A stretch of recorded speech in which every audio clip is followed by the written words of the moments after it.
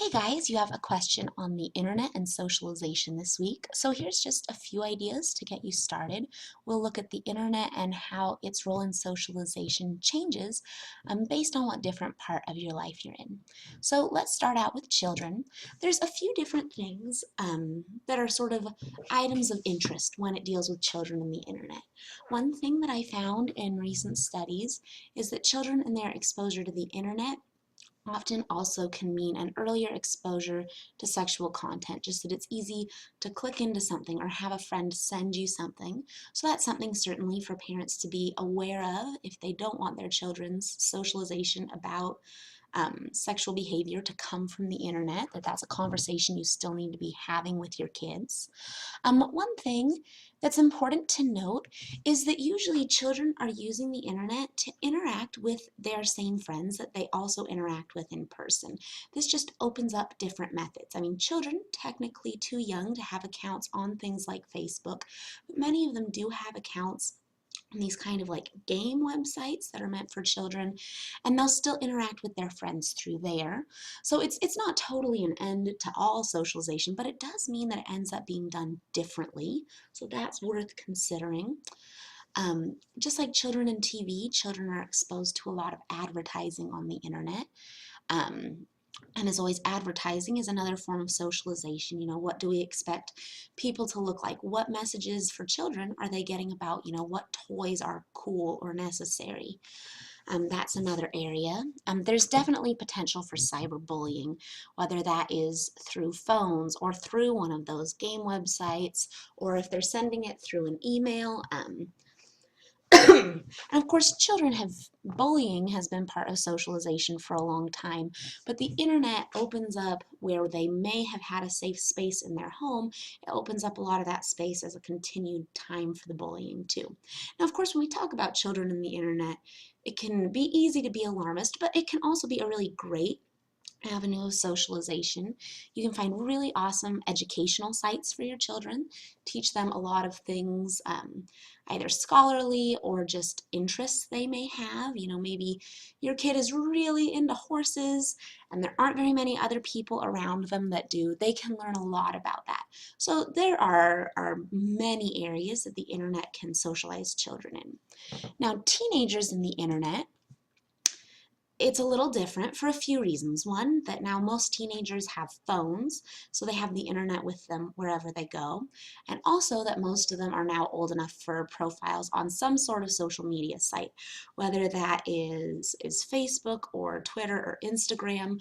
They now probably have one, if not multiple of those, and they may even use those accounts for different contexts. That maybe they'll use Facebook and anyone can see that, but not everyone can see their Instagram or their Snapchat, and those things are aimed mostly to their friends.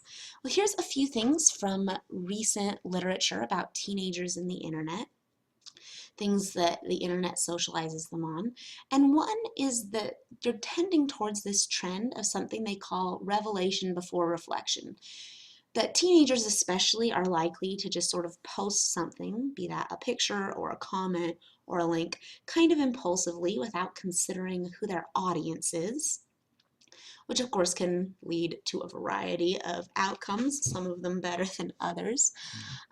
Like we mentioned with children, they're socializing with the same people that they socialize in person generally. They're not really usually using the internet to meet a ton of strangers. They're using it to stay in what's basically constant contact with their friends.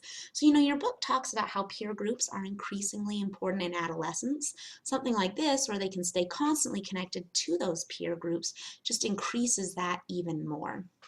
Um, Another thing that's interesting is that you can have trouble navigating between contexts. It's something called context collapse that's come up in a lot of articles and books recently. And one example I think of is this.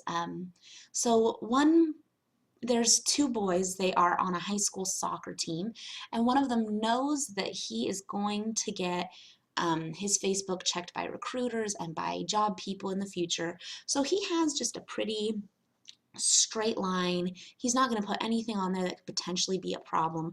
And if, a soccer recruiter wants to be his friend on Facebook, he says, sure. Well, he has another friend who mostly posts pictures of partying and other things that may not paint him in such a positive light. And he's like, well, it's fine, my privacy settings are good, but when the researcher pointed out to him that he actually had it set to friends of friends, and some of his friends were friends with recruiters, all of a sudden it was a sudden just, oh no, what have I done? And people have trouble with that. What do you post in the same area where your friends and your teachers and your mom can see it? That can be really difficult to navigate. So on one hand, teenagers can get a lot of social support through the internet. On the other hand, especially in teenage years, there can be support for dangerous behaviors. There's a whole set of websites that are pro-anorexia and give teenagers hints on how to starve themselves. Or maybe you find support for your bomb making or just other dangerous habits. And that's a thing to keep watch on, that you can all of a sudden be getting a really specific socialization that your teenager wouldn't have been able to find in a nearby peer group or from their family or from their church. Now lastly, let's talk about the internet and adults. There's a lot of different things here. Here's some recent studies. They found that social media sites like Facebook and Twitter can lead to lower self-esteem. There's a few reasons there. One is that maybe you feel like your content is being ignored, that nobody likes your post, nobody's paying attention to you, but people are paying so much attention to other people. Or also that you're just comparing yourselves to other people's best moments. You're not really seeing a full picture of anybody from a social media site, but you feel like you are.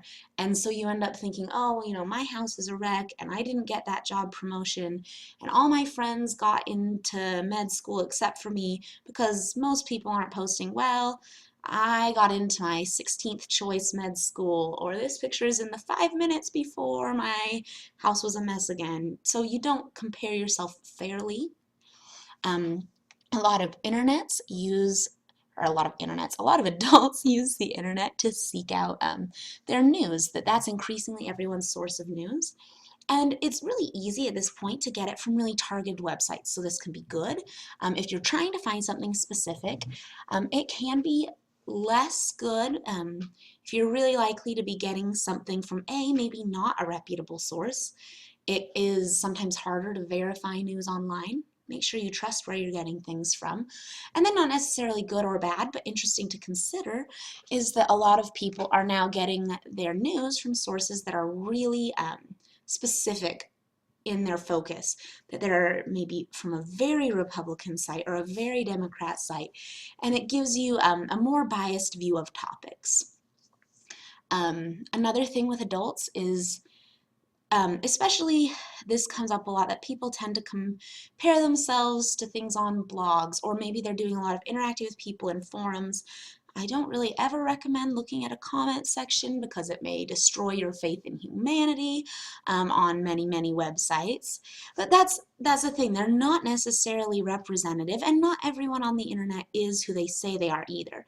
So you can get really skewed views of issues and where people stand on issues just by whose post goes viral.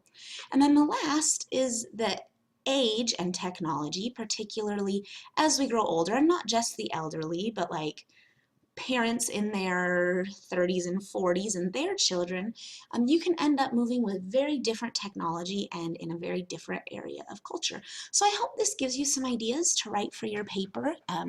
Anything else you might want to research in the future? Thanks.